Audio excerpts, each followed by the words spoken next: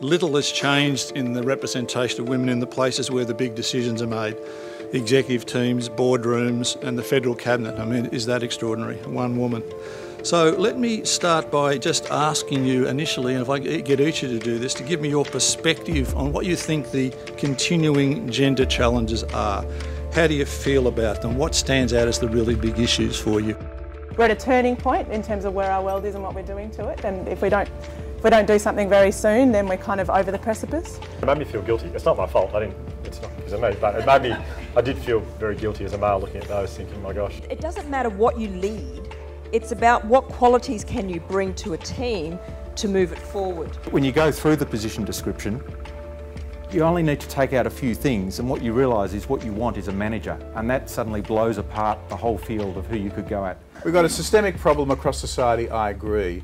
The way you're going to get change is to focus on the exemplars, the people that are making some traction. Equality is not just about getting women to do the job that men are doing, but that we actually share the role and that men actually do the job that women are doing. They've completely changed the landscape and they're having amazing productivity as a result of that. So already we have kids sitting in primary schools who are being taught by women and females, yet their boss, they see that is the male principal. I think women definitely need to find their own voice and not necessarily look to men.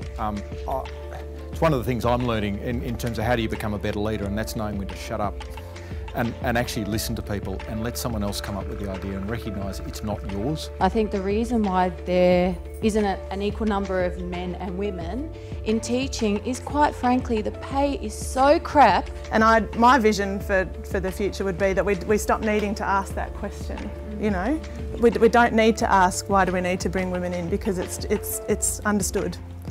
I also think we need to remove this soft and hard skill set.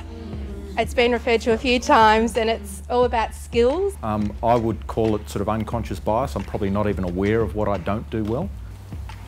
To re-engineer all the people management and development processes of an organisation with the quotient 50-50 and to adhere to that. If you do that from the beginning, the induction right through to the end, you'll get big changes. We've got to start thinking differently, because if nothing changes, nothing changes. It's that basic. We are very different. Physically we are different, but we've created the system that hasn't taken into account the differences that make us men and women, and now we're fighting about it when we really should go back to the drawing board and start again. So there's an example of unconscious bias, and there's actually a very powerful response from a powerful woman, but it calls for women to work together. And therein lies one of the great opportunities, but also one of the great underpinning dilemmas. Greatly said.